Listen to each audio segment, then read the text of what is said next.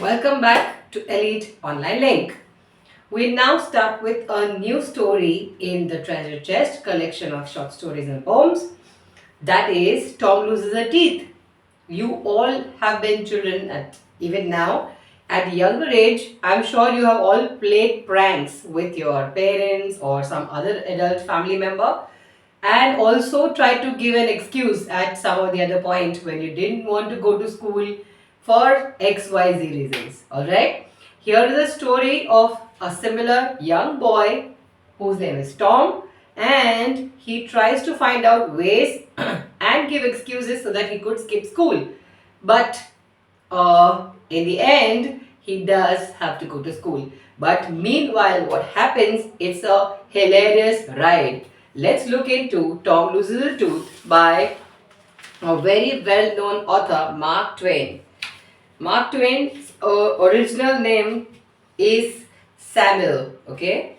Mark Twain, born in 1835, died in 1910, was one of America's greatest novelists and humorists. In Tom Loses a Teeth, the childhood pranks of a young boy who is looking for ways to avoid going to school but is caught in his own trap have been described with delightful sympathy. Monday mornings are always dreaded by the errant schoolboy. In fact, perhaps a larger section of the adult world than one might imagine. The theme is one that every one of us can easily relate to. The clever little character sketches built up to get through wordplay, the poor, anxious Sid, led by the willful Tom, who is yet every reader's darling, Aunt Polly, victim of several such pranks, past pranks, at first worried, then determined in her ministrations with the chunk of coal and thread, are all outstanding examples of a master craftsman at work. Tom Loses a Tooth, by Mark Twain. Monday morning found Tom Sawyer miserable. Monday morning always found him so because it began another week's slow suffering in school. He thought that school was a pain and it was a slow suffering going to school from Monday to the whole weekend. He generally began that day with wishing he had no intervening holiday. It made the going into captivity and fetters again so much more odious. This means that he began that day by wishing that he had no intervening holiday, that his holiday should not be interrupted. And it made into going to the captivity and fetters. He wanted to be chained somewhere so they didn't so that he couldn't go to school. Tom lay thinking. He was thinking what to do now, which prank, which excuse he should give so that he might stay back home. Presently, it occurred to him that he wished he was sick. So, all of a sudden, he decided that what if he gets some sickness all of a sudden, and probably he would be asked to stay back home. And then he could stay home from school. Here was a vague possibility, vague, very less or low possibility, very unclear possibility. He canvassed his system. He was checking. Okay. Do I have fever? Have I broken my head somewhere? Or that canvassed. He checked his system. No ailment was found. No sickness was found. And he investigated again. So he touched every part of his body to check whether he has hurt or anything. This time he thought he could delect something related to a stomach pain symptom, and he began to encourage them with considerable hope. He began to encourage the pain in his stomach, thinking that he could get that as an excuse to stay home. But they soon grew feeble. Nothing was happening. Though that pain, the thing that was causing pain became very weak, and presently he died wholly away. And presently died wholly away. That pain died away. He reflected further, he thought further. Suddenly, he discovered something. One of his upper front teeth was loose. This was lucky. He was about to begin to groan as a starter. To groan means to make loud sounds of crying. As a starter, as he called it. So, to start with, he would start shouting in pain because of this loose teeth. Okay, in this picture, it's a lower teeth because I couldn't find one. But you see how it looks when a tooth is gone. Now, what did he do? When it occurred to him that if he came into court with that argument, his aunt would pull it out and that would hurt. So if he kept saying, oh, there's a pain, this tooth is loose, then aunt would just pull it out and he would lose the argument. So he thought he would hold a tooth in reserve for the present. He thought he would hold that excuse for the current time and use it if nothing else works, and seek further and search for something else. Nothing offered for some little time, and then he remembered hearing the doctor tell about a certain thing that laid up a patient for 2 or 3 weeks and threatened to make him lose a finger. Now, what was that? It was probably an infection. He had heard a doctor tell someone that if you have an infection in any part of your body and if it's going to get cut, then you might have to stay home for 2 or 3 weeks. So the boy eagerly drew his hurt toe. The toe is nothing but your fingers on the feet, from under the bed sheet or the blanket and held it up for inspection. So he's looking at his toe and inspecting. Oh, is there any wound or anything? But now he did not know the necessary symptoms. He had only heard the doctor say, but he did not know what it looks like. However, it seemed well worthwhile to chance it. Well worthwhile to chance it means he thought it's a good idea. I can use this to stay back home. So he fell to groaning with considerable spirit. He fell to groaning, started, oh, it's paining, groaning. But Sid slept on unconscious. His brother next to him slept unconscious, fast asleep. Tom groaned louder and fancied, and he imagined that he had begun to feel pain in the toe. And he started imagining that there's actual pain in his toe. No result from Sid, no response. Tom was panting with exertion. It's paining, like that by this time. He took a rest and then swelled himself up and fetched a succession of admirable groans. One after the other, shouting and shouting and shouting. But Sid snored on. Tom was aggravated. Now he is really angry and irritated. Sid! Sid! He said and shook him. This course worked well and Tom began to groan again. He started shouting again. Sid yawned, stretched, and then brought himself up on his elbow and I thought, like that, and began to stare at Tom.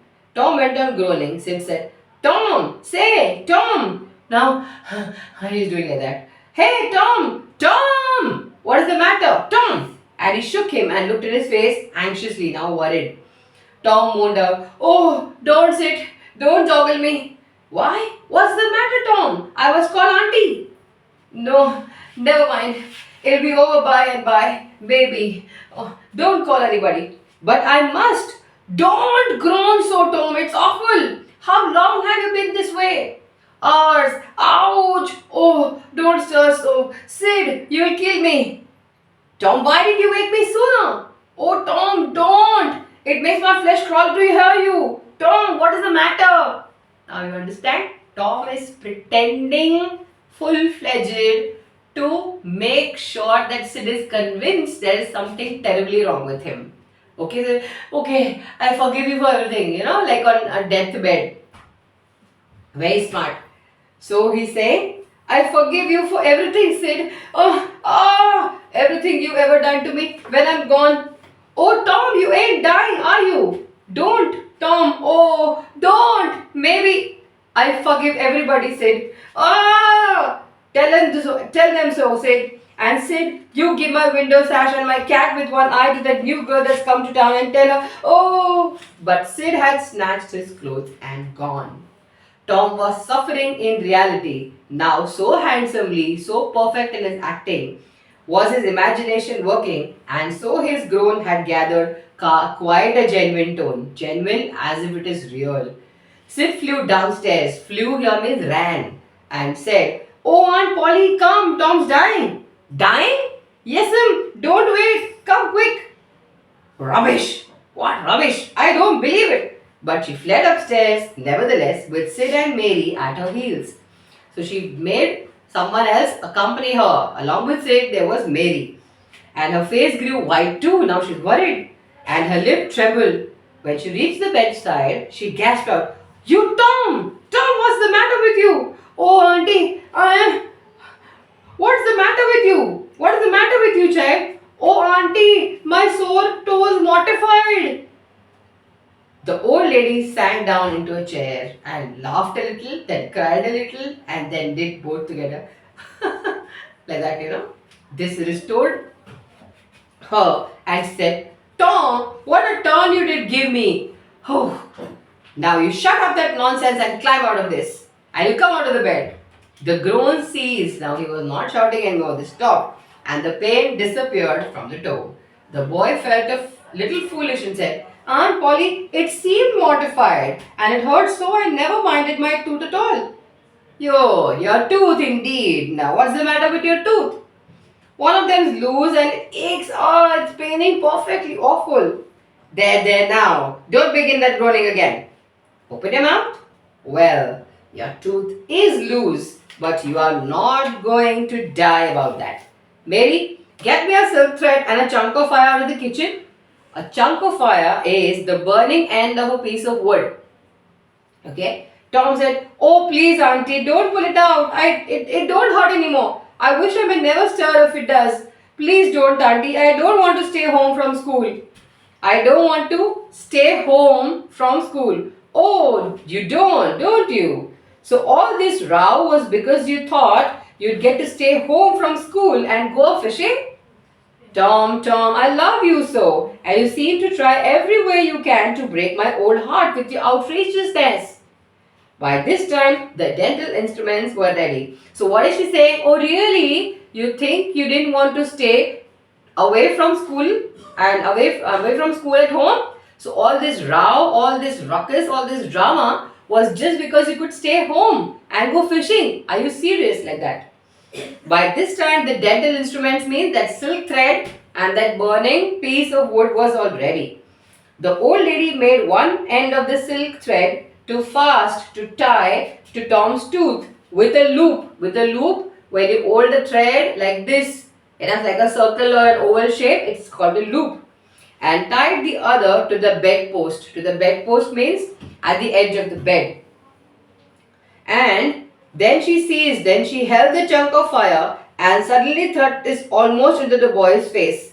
Thrust it means pushed it almost to the boy's face. And when he pulled himself back to save himself from that burning piece of wood, the tooth hung out dangling, hanging by the bedpost now. Did you understand? So she did not actually pull it. She tied a silk thread on the tooth. So when he pulled himself, because one edge was tied at the bedpost, the loose tooth came out.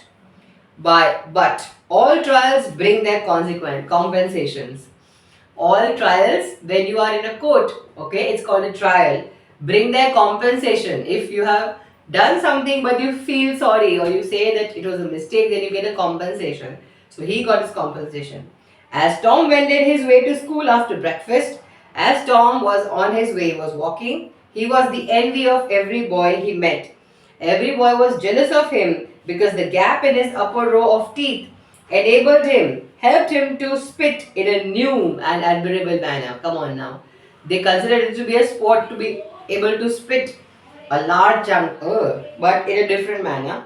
He gathered quite a following of lads, of young boys interested in the exhibition, oh God, and one that had cut his finger, and that boy who had cut his finger and had been a center of fascination and homage up to this time, now found himself suddenly without an adherent and shorn of his glory. So, without any glue, without doing anything much, he was, showing off his glory, proudly exhibiting his glory. His heart was heavy, and he said with a disdain and unworthy notice, which he did not feel that it wasn't anything, to spit like Tom Sawyer. But another boy said, Sour grapes, and he wandered away, a dismantled hero. Sour grapes, the story of the fox and the sour grapes. When he's not able to reach the grapes, what does he say? That the grapes are sour because he cannot reach there. So now, since these two boys are not able to do what Tom Sawyer is able to, one of them says they are sour grapes, and he wandered away, he moved away aimlessly from there like a strip of dismantled hero. When you remove all the apparatus, your PC becomes dismantled. So this boy felt like a dismantled hero. Alright, I am sure this story was interesting and I hope that you all understood. Have a great day ahead. Thank you.